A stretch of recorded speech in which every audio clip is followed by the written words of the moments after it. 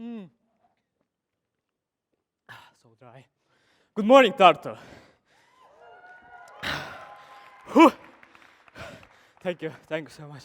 Usually people, when they see me doing it, they start asking, oh, probably you started when you were a kid and you had a background, something, you couldn't start just from zero. I said, no, I started from zero actually. Yes, I was 18 years old and I did a parkour before, but also with the parkour, we started it with friends outside without mats, pretty much learning our first cool tricks with the head first into the ground. But yeah, it was scary, but it was for free that moment for us. And we didn't have any other opportunity. So, and when I ask people, do you want to try? When people see me like in the park training and they are attracted to my activity, it's like, come, try. And some of them, yeah, why not, But there are people, no, I don't have a balance. I look at them like, you're standing on both feet. Some kind of balance. Drunk people don't have a balance usually. But,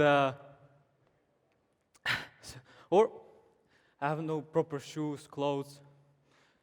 Depends. Too heavy, too old. No, Madonna didn't say that she's too old when tried slacklining. In her 54, actually. And yeah, most of the times, it's us.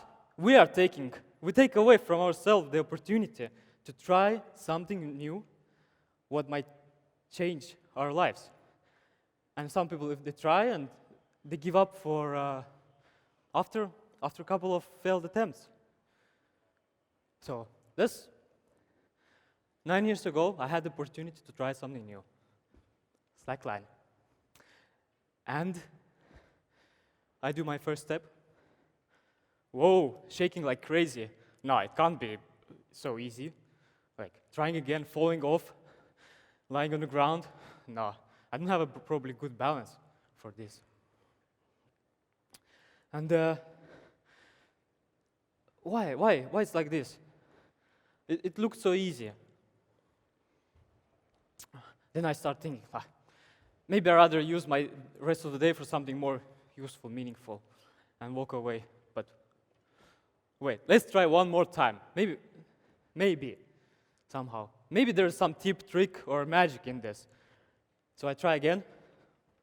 Obla. 2 more steps. Then again, 3 steps. Seems more possible now. And 30 minutes later, I crossed my first slackline of my life. 30 minutes later, without a knife. And yeah, so the same year happened the online video-based slackline competition, where every week there was a trick, and everyone who wanted to participate had to just film it, send it, and that's it. So we thought with our friends, let's try to see how far we could get. So yeah, we started actually with no tricks, just barely walking on the line. And 5th round, I was the only Estonian, so let's push it even more, because 3 months already behind. Yeah, and I got injured, like with another sport, not with the slackline. And then I got a leg cast on my ankle. Like, no way. I was 3 months training hard, trying, and now just because of stupid injury, I'm gonna finish. Like, yeah, family was saying, don't worry, Jaan.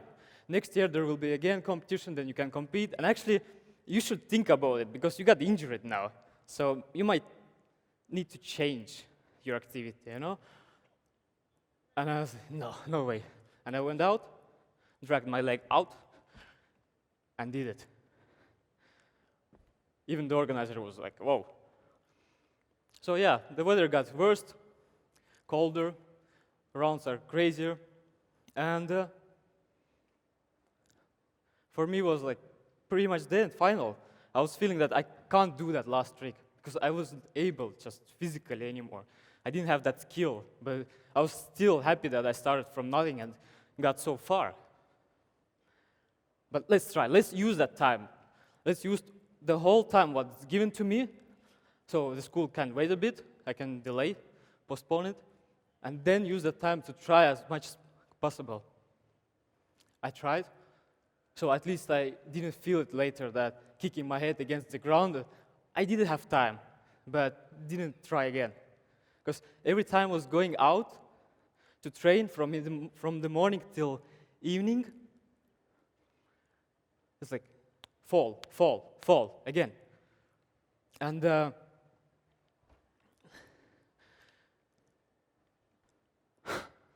was tough, injuries, and pain and fear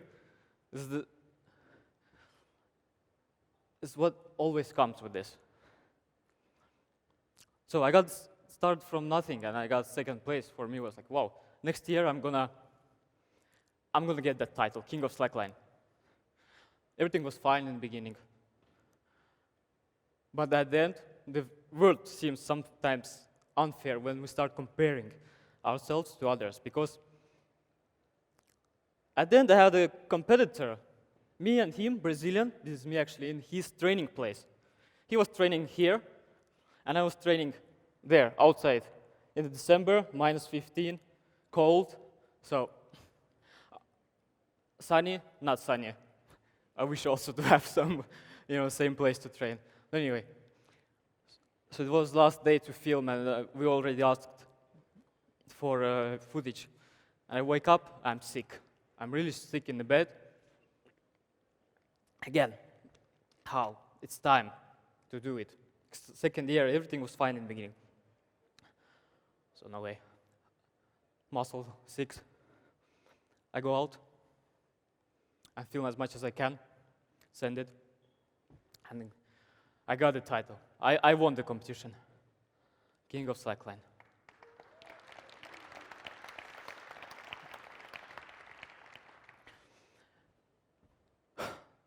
There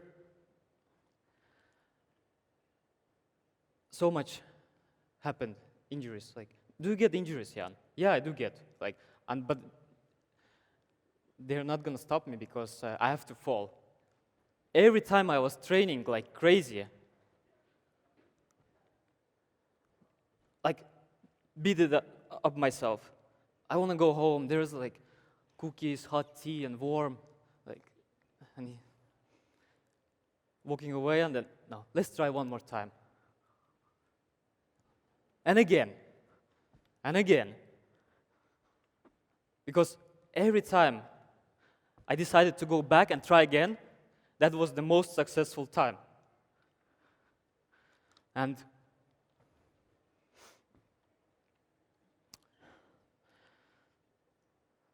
often,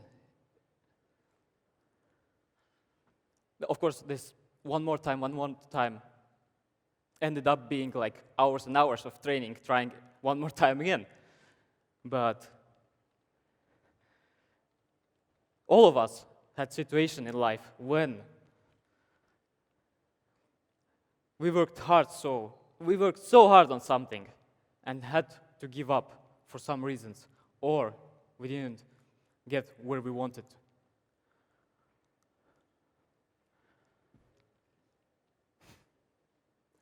This is a competition of Red Bull Airlines.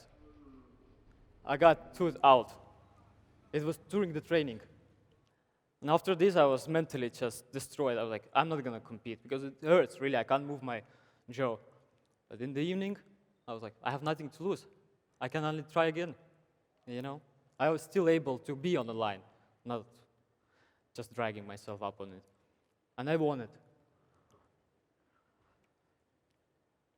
So, next time, when you decide to give up on something you worked hard, think about, do you have still that power to try one more time? To go back, change something, change the technique, approach, and try again. Thank you.